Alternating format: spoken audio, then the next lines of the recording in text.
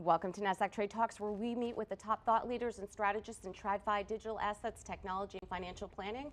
I'm your host, Jill Malandrino, and joining me on the desk this afternoon, we have Bob Lamendola, Senior Vice President of Technology and Head of North America Digital Services Center at Ricoh, Nick France, Chief Technology Officer at Sectigo, Samir Ansari, Global Security and Privacy Lead with Protiviti, and finally we have Dave Burg, America's Cybersecurity Leader at EY, to discuss the economic impact of cyber breaches as well as 2024 budgeting and cyber strategy focus. Gentlemen, it's great to have you with us. Welcome to Trade Talks. Let's go around the table, starting with you, Bob, with key trends, key challenges that affected the cyberspace in 2023. Sure, Jill. Thank you.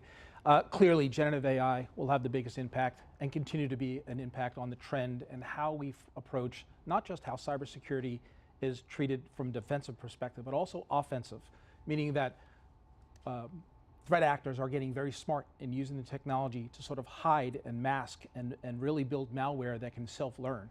So the defenses must keep pace with that use. So generative AI has a big impact on how that will be impacting both how corporations have to defend themselves, but also be very aware of how the offensive threat vectors will change as AI learns from itself. So that will be the biggest trend I think we'll see continuing. It already started, but I think you'll see that accelerate and continue through 24. And Nick? Yeah, I think the biggest risk I've seen with the generative AI is a lot of the fundamentals of cybersecurity are based on trust and identity. And we can see now that with generative AI, you can generate, deep fakes very easily. I mean, we're all used to those text messages where pretending to be a colleague or a boss. Imagine a real-time voice call with the right intonation that sounds like it, or a video link or something like that. So I think we're going to see a lot more very precise and very well-crafted attacks, because obviously the attackers have access to this technology and these better, more sophisticated tools. Yeah, in many cases, unlimited funds. And just what were some of the trends for 2023? Yeah, I mean, and, in addition to generative AI, obviously one of the areas is ransomware continues to be a significant issue. We've seen that also being more significant as the organization's supply chains start to extend in terms of having more third parties, and you have more attack vectors and then more dependencies. Where if they're hit from your third parties are hit from a ransomware perspective, you're going to have to deal with that overall. So, a lot of organizations, especially financial services, the interconnected of that network becomes very challenging when they're dealing with ransomware attacks.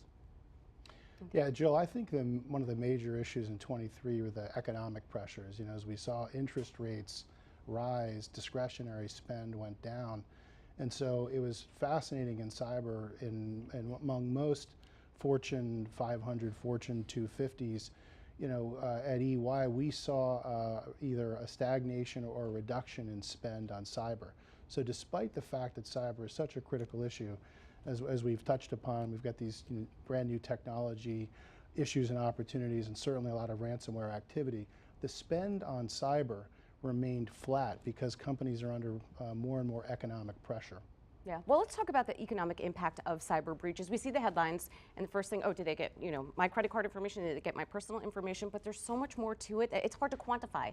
When you think about the economic impact, you detect the cyber breach, but you just can't shut down, especially if you're a public company, you can't just shut down the sales and the product and the businesses for 2 weeks. I mean, that's just a straight impact to revenue, isn't it, Samir? It is. I mean, the quantification of that type of attack, also including the reputational impact, right? In terms of, do you lose customers? It becomes a huge challenge. I think, obviously we're seeing that from the SEC disclosures rule that has come as well in terms of being able to quantify that cybersecurity attack and understanding is it material to your organization. You got to do that quickly, and you got to have a methodology defined prior to that attack to understand what's material, what's not, how do you quantify it, so that way you can actually figure out what's the impact there, and making sure you have the right, you're investing appropriately from an economic perspective to mitigate some of those risks. And while there's a much more tolerance for shutting down systems when you think there's a threat, that comes at a very high price for shutting down productivity, shutting down business, impacting revenue.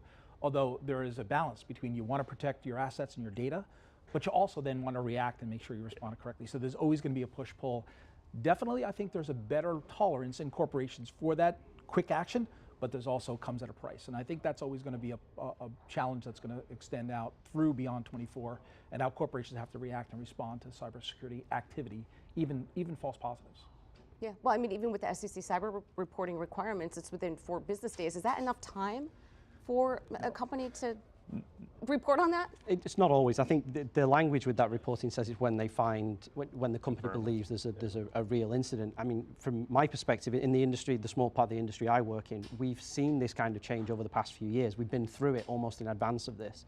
So we've, as an industry, we've started to have this radical transparency. So when we have any kind of issue, whether it's self-inflicted, whether it is a breach, all of the things, the companies in our industry have to disclose it very publicly. And the learnings from that I've seen is that it's very difficult at first. It's a huge challenge. People don't want to be the people that say, oh, we've had this issue and we've had a mistake and or something's gone wrong. But it does get easier over time. Something you get better processes, there's more vendors coming in with more solutions to help kind of find the breach as quickly as possible, identify it, and then to be able to disclose it within the time limits. And I think you have that challenge of, you know, the facts change so quickly when you're dealing with an event like this, right? So from minute to minute, hour by hour, day by day, what you thought might have been a large breach could turn into a very small breach, what you thought was a small breach could turn into a very large breach. So really understanding and giving kind of the teams time to really confirm what's actually happened and making sure you're not rushing to disclose things is vital. Yeah, and Dave, from EY's perspective, you know, advising Fortune 250, Fortune 500, what are some of the challenges they're voicing to you? Well, I think that first, I just wanted to comment on the fact that I think that the disclosure rules are very, very important. I think it's important to the investing public to have a better understanding, have transparency into cyber intrusions and what they mean. But the reality is that any intrusion is difficult. There's so many unknowns. Yeah. You know, they typically an intrusion starts with some tidbit of a indication that there's a problem. It could be that you've been notified by a ransomware actor that you are experiencing a ransomware event, or it could be far more subtle. And that's where the time pressure is important. And so I think the SEC's action is very, very important, and it's important to be as clear and transparent as one can be, as a corporation can be. But we have to recognize, as all the panelists have commented on, it is very hard to understand in detail facts and circumstances. What I think the SEC disclosure rules are really encouraging companies to do is to just be far more aggressive, be more transparent. If you're going to take a risk, I think it's more important to index on the side of over-disclosure rather than take the risk of under-disclosure. Yeah. And I think the intent is right, where the operational processes is where the challenge lies in terms of how do you actually get there in terms of disclosing. And that's why the focus on cyber resiliency has become sort of a new thing, is not just cybersecurity, and of course you have to have those, but how is an organization prepared? Do you have the right communication process in place? Who gets called in? Have you simulated those events? Have you tested it? Do you write the right assignment of rules? Who makes the call when we make public declarations, and how do you govern those processes? And teams and folks and organizations that practice that actively are the ones that will be more successful in delivering that. When you're in the middle of an event, it's very hard to be able to communicate effectively and manage the event. So you have to be able to practice, and cyber resiliency is going to be sort of a rallying cry to be able to meet the requirements, not just in the SEC, customers, brand recognition, as Samir brought up. And that's part of the challenge too, because the businesses, the salespeople, the product people, they have it's all competing priorities, right? And of course they want to be able to go to market as soon as they can, but there does have to be back testing, and to your point. But Samir, you had mentioned before something that could have been a big deal really turned out not to be. Is that going to be problematic at some point if every little thing has to be reported? Yeah, I mean, that becomes a materiality question, right? Which with the SEC has that language in there. I think the tough thing for organizations is to define what's considered material to their organization, right? That's something that I've had a lot of conversations. And this is also where you start to see the integration of the CISO with the CFO. Right, and making sure that they're coordinated, and having a methodology defined ahead of time, so that way you're not having to respond to everything and coming to the CFO and saying, is this material, is it not, but starting to quantify ahead of time of what you think is material and what's not, and defining that. And I also think it's important to pick on Samir's comment that it's materiality, but in the aggregate. It does not necessarily mean the individual event. It could be a series of events. When summed together as one, if those series of events cross that materiality threshold, then the disclosure is required. So that we've now moved into a completely new world where, again, this kind of aggressive transparency, looking at events and activities, understanding and connecting the dots is more important than ever before. It's also, I think, going to be harder than ever before, because the threat actors are incredibly smart. They're incredibly sophisticated. And they understand there's a paradox in this, where most corporations are very good at securing the enterprise.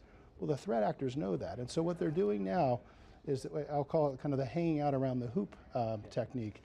They're very good at sitting outside of the infrastructure, maybe replicating pieces of infrastructure, sitting in various third parties, maybe cloud environments, and operating in spaces where the enterprise itself cannot monitor, does not have visibility or insight. And that's where 2024 is going to be a very, I think, challenging and interesting and important year from a cyber perspective. And I think looking at that too, right, the intent of, I think, where the SEC was coming from related to this is where organizations that have dealt with ransomware attacks have decided to actually pay the ransom, right? So that becomes very clear in terms of what's material, what's not, because you've quantified it in terms of what you're willing to pay. So I think just looking about that and the intent of that is really around the payments around ransomware. Right, and the challenge of everyone moving to multiple clouds, and now we work in virtual environments and so forth, has only exacerbated, I guess, the challenge here, hasn't it? Yeah. I think a lot of organizations don't necessarily have they don't really know much about their attack surface. I think that's one of the key things people are going to have to learn better, is to understand what they have. If you have some cloud there, everybody's working from home or hybrid, you don't know where people are. It's getting a handle on your estate, on your portfolio, to try and understand where these attacks might come from. Because in days of old, I guess, everything was your data center, your equipment, everybody was in an office. Now everything's spread out. You've got multiple vendors, multiple clouds. It's very difficult to get a good understanding of everything that you have in order to detect, these small breaches, where these small subtle indicators of what the breach might actually be. Yeah, I think we were talking about that before. There's over 8,000 cybersecurity companies in the US alone. I believe that's the number, or 8,300. The more people you have that are accessing your data, more third parties, more vendors, how do you make these decisions of, okay, we need to cap it at this, or is it one of those things where it's a competing business priority? There are definitely competing business priorities. You need to move, you want to be agile, move fast. At the same time, you want to be safe. So those two things always are a conflict with each other. I think it was brought up earlier, identity management is an important factor. Everybody has multi-factor in terms of access to systems, but AI has now created a situation where can you really trust the multi-factor? And understanding who's accessing your information and for what purpose and what reason, and that as you multi-cloud and build more integration, that extends out to a very large degree. So the investments have to be made to make sure you understand who's in your systems and why, least privileged access, meaning give them the least access that they need, and control that and manage that actively. If you're not doing those sort of basic principles, you're going to expose yourself to some level of threat and exploitation. And I think the other side of that too is having really good data governance, right? Like understanding where your data is a huge challenge for any organization, because that's ultimately what you're protecting for the most part is the data, and understanding who has that access to that data, where does it reside, and that's why there's Gen AI. Exactly. I mean, who knows who's inputting and what they're inputting into a Gen AI application. Exactly. Well, then you lose control of some of that. Well, the other point that is, I think, fascinating is I was chatting with one of our sector leaders in advanced manufacturing and mobility, who made the interesting comment that 96% of American manufacturing takes place in small and mid-sized businesses. So these are suppliers to suppliers. So the supply chain and the understanding supply chain, the implications of supply chain to the concept of resilience, or even to the concept of quantifying materiality of a cyber breach, is really a challenging endeavor, because as Samir points out, when you think about governance, well, you can govern what you can control. And if you can classify high value assets under the things that you can control, then you're doing your job. It gets more challenging when you start thinking about primary, secondary, tertiary, quaternary suppliers that could be involved, and in fact oftentimes are targeted as part of a sophisticated attacker campaign on a specific product or service. Speaking of campaign, let's talk about 2024 outlook here and strategies for focus. I mean, we're coming clearly, or we are, in a contentious election cycle. Will that impact businesses in any way? Do you think breaches or fakes are just going to be exacerbated because of this, or is that exclusive to the cyber world? It's really not exclusive. It's very much a part of it, because I think the success in some of those impacts will then realize that there's opportunity for making money, and money always will drive motivation. And so you see you can impact an election, for example, or influence behavior around an election, then you realize that I can also apply this to a business setting and create an enterprise and actually make money. And we all know ransomware as a service has been something that's been around, but the further advancements that get made, the more public these things get made, the more opportunity and the more incentive there will be to create more. So yes, it has a direct impact on business and organization. And Dave, if it wasn't as challenging of a margin environment as it is right now, do you think there would have been flat spending, or businesses would have prioritized cyber? cyber spend? Well, look, I think that the economic condition affected spend significantly, but there's also a concept of fatigue, call it cyber fatigue. Many of the boards that I speak to will say, yeah, of course we're going to support the spend on the cyber program, but I don't understand what on earth I'm actually getting for this. True. So I think what's fascinating is that when you look at the trend of attack activity, after the invasion of Ukraine, there was a pronounced decrease in ransomware activity that lasted about 7 or 8 months. But for the last 7 or 8 months, we've seen a significant uptick. So I think that if there's cyber fatigue, we expect to see more and more ransomware, more and more cyber attack activity. If there was a fatigue, the nap is over, because I think that companies are they're going to experience these events, and after a cyber event, that's when we see the spend basically go to almost any level necessary to deal with resilience and recovery. So 24, I think, is going to be a busy year, and I think that the fatigue is likely going to come to an end. I also think part of the challenge is too, you don't want to hear about what the cyber security professionals are doing. If you're not in the news, that's a good thing. Right. Yeah, I mean, there is a bit of that. I think part of that too is connecting kind of what you're doing from a cyber perspective to the business strategy, right? So when you're talking to the boards, it's like having that conversation of like, this is what our position is from a cyber perspective, and as we're going, expanding business, this is how those two need to connect. I think one of the interesting things we saw too was at Protiviti we did a top risk survey. Cyber was a top 3 risk for this year. They're seeing in 10 years it'll be the number 1 risk. But I think you're right, Dave. The challenge we see is that the spending is going flat. So I think they're expecting people to do more with less. And I think it's just a question of, are you lucky or are you good in terms of if you're not in the news or having that sort of situation. Yeah. Yeah, I agree. I mean, I think it's a bit more of a challenge to get the budget and spend more, because obviously there's all the economic pressure to not do it. I think also hiring talent's a big issue as well. Certainly what I've seen is, people can move for a lot more money, or you're struggling to find people that have that qualities that you need to kind of defend against all these attacks that we've been talking about, because it is a very complicated issue. As you said earlier, a lot of your job is explaining to people stuff that they wouldn't understand, whether you explain to a board or other executives, and to find the talent and the quality of people that can do that is very, very difficult. So it's when the economics are lower and people are spending less, it's very, very hard to get the people to do the job to keep us all safe. And I think the conversation switched too from typically the identify, detect, and protect aspects to now more the respond and recover. Exactly. So I think everyone's saying, okay, we know we're going to have an incident. What's our ability to respond and recover, making sure that we're the least impacted we can be.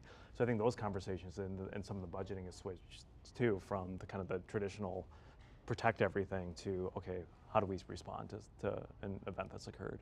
Yeah. It makes you wonder, we keep hearing everyone's migrating to the cloud. Everything's moving off campus, if you will. I would imagine those conversations existed.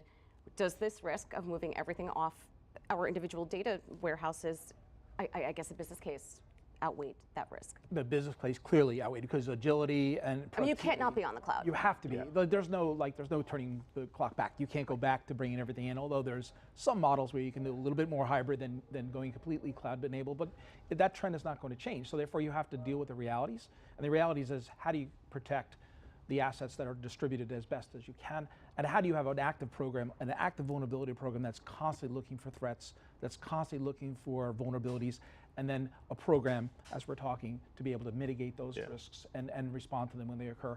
It's a full-fledged program that has to be developed, otherwise you're really putting your organization at risk, and you're putting your reputation, your company's reputation, and your customers, more importantly, at risk. And that's the thing that you have to take very seriously, and that's what should drive and motivate. To the investment point, we're seeing flattening of investments in a few different areas. Except when you get a vulnerability and you're the one that get threatened, there's all of a sudden the purses open up and there's as much money as you want to spend. You don't want to be there. That's not the place you want to be.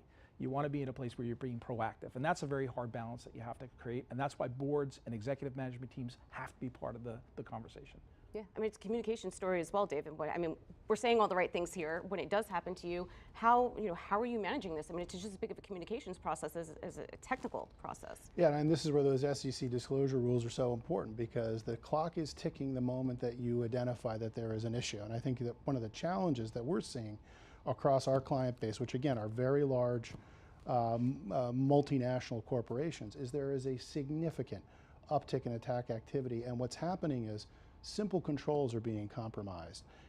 Help desk operators are being duped by attackers who are using things like various kinds of AI to help them understand the kinds of challenge questions that are going to be asked and have the precise answers ready to go without any kind of pause or delay. And so what I'm saying is that this is a problem set that will affect U.S. corporations of all sizes. The big ones, and even and when we come back to the supply chain issue, it goes down into the supply chain to small and mid-sized businesses. Look, I think it's a very, very difficult issue right now. All right, and we'll keep it at that, gentlemen. Thank you for joining us on Trade Talks, and thanks for joining me from MarketSite. I'm Jill Malandrino, Global Markets Reporter at Nasdaq.